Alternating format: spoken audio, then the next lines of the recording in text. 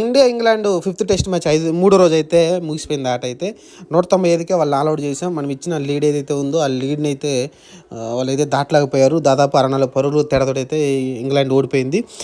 India వచ్చేసి ఒకే innings ఆడింది. First ఇన్నింగ్స్లోనే 477 పరుగులు చేసింది. ఒక ఇన్నింగ్స్ తేడాతోటి అలానే 64 పరుగులతోటి అయితే మనం ఈ మ్యాచ్ అయితే గెలిచాము. ఇదే హైయెస్ట్ విన్ మనకి. ఇంకపోతే కుల్దీప్ యాదవ్ ఈ మ్యాచ్లో వచ్చేసి మళ్ళీ 2 వికెట్లు తీసుకున్నాడు. అలానే అశ్విన్ అదరగొట్టేశాడు, 5 వికెట్లు తీసుకున్నాడు ఈ సెకండ్ ఇన్నింగ్స్లో అయితే. మొత్తం ఓవరాల్గా చూసుకుంటే 9 వికెట్లు అయితే అశ్విన్కి రావడం, 7 వికెట్లు కుల్దీప్ యాదవ్కి రావడం చూసాం మనమైతే. ఈ మ్యాచ్లో బుమ్రా కూడా 2 వికెట్లు తీసుకున్నాడు. కాకపోతే మ్యాన్ ఆఫ్ ది సిరీస్ వచ్చేసి మనకు తెలిసిందే కదా, డబుల్ సెంచరీలు చేసిన ఎస్ఎస్సి జైస్వాల్కి అయితే మ్యాన్ ఆఫ్ ద సిరీస్ రావడం చూసాం.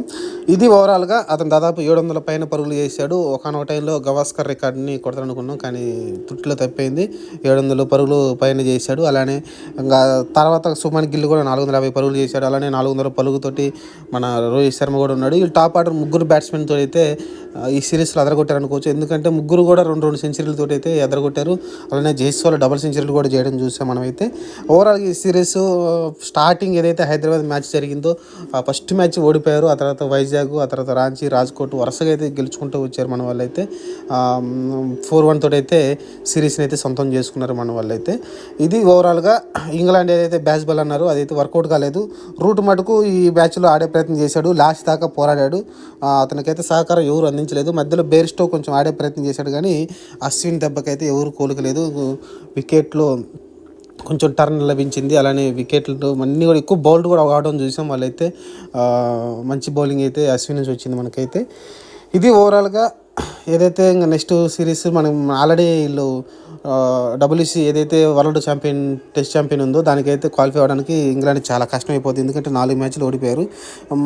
ఇంకా వాళ్ళు చాలా బాటంలో ఉన్నారు. మనమైతే మంచి పొజిషన్లోనే ఉన్నాం.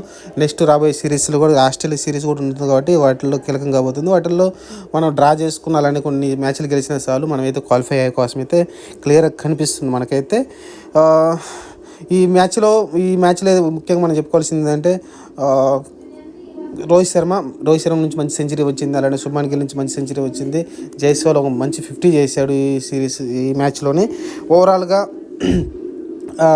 క్రాలీ కూడా ఈ సిరీస్లో మంచిగా ఆడాడు. అతను ఒక్క సెంచరీ కూడా అతనికి లేదు. యాక్చువల్గా ఒక సెంచరీ లేనప్పటికీ అతను కూడా థర్డ్ పొజిషన్లో ఉన్నాడు. స్కోర్స్ పరంగా చూస్తే 400+ రన్స్ కూడా అయితే అతనైతే స్కోర్స్ మంచిగా ఆడడం చూసాం. ఎందుకంటే డకెట్కి అలాంటి రూట్కి కూడా సెంచరీలు ఉన్నాయి.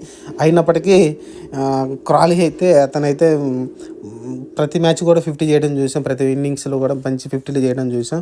కానీ అతని సహకారంగా ఎవరు ఆడలేదు. బేర్స్టో చాలా ఫెయిల్ అయిన అనుకోవచ్చు. అలానే బెన్ స్టోక్ కూడా ఫెయిల్ అయ్యాడు. ఓలీ పప్పు ఒక్క మ్యాచ్ హైదరాబాద్ మ్యాచ్లో 200 చేశాడు. అంత మించి అతని నుంచి స్కోర్ అయితే రాలేదు. ఈ ముగ్గురు చాలా విఫలమయ్యారు అనుకోవచ్చు. ఎందుకంటే క్రాలీ, డకెట్ మంచి ఓపెనింగ్ ఇచ్చారు. ప్రతి మ్యాచ్ కూడా దాదాపు 50+ స్కోర్ అయితే ఓపెనింగ్ ఇచ్చారు. కానీ ఆ తర్వాత మిగతా వాళ్ళు కూడా ఎవరు ఆడలేదు. ఓలీ పప్పు కానీ రూట్ కానీ ఎక్కడ 1-2 మ్యాచ్లు తప్ప మిగతా ఏ మ్యాచ్లు కూడా అతను అయితే ప్రదర్శన రాలేదు. కాబట్టి వాళ్ళైతే పూర్తిగా విఫలమయ్యారు అనుకోవచ్చు.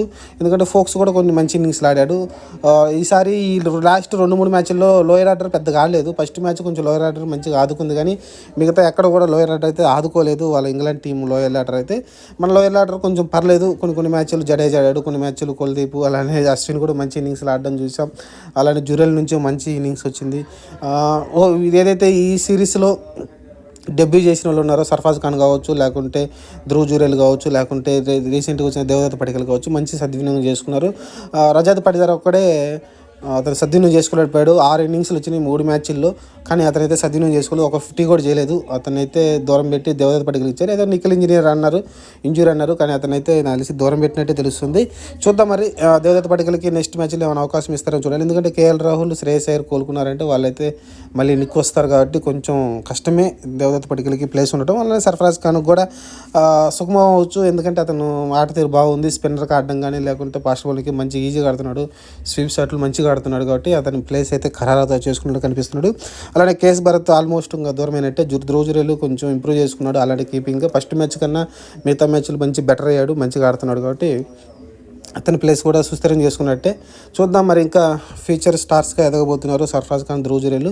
చూద్దాం మరి. ఇంకా జైస్వాల్ గురించి చెప్పాల్సిన అవసరం లేదు, ఎక్సలెంట్ ఫామ్లో కనిపిస్తున్నాడు. ఫ్యూచర్ స్టార్గా ఎదగబోతున్నాడు క్లియర్గా అర్థమవుతుంది. అలానే శుభ్మన్ గిల్ ఈ సిరీస్లో ఫస్ట్ స్టార్టింగ్ కొంచెం ఇబ్బంది పడ్డప్పటికీ దీని ముందు సిరీస్లో కూడా చాలా ఇబ్బంది పెట్టాడు. కానీ ఈ సిరీస్లో మంచిగా బ్యాకప్ అయ్యి మంచి నాకులు అయితే ఆడడం చూసాం. అతను మళ్ళీ ప్రూవ్ చేసుకున్నాడు. ఖచ్చితంగా నాకు టీంలో ప్లేస్మెంట్ ఉంటుంది, ఎక్కడికి పోదని అయితే నిరూపించుకున్నాడు. ఇది ఓవరాల్గా రోహిత్ శర్మ కూడా 2 సెంచరీలతోటి తను కూడా ఫామ్లోకి వచ్చాడు.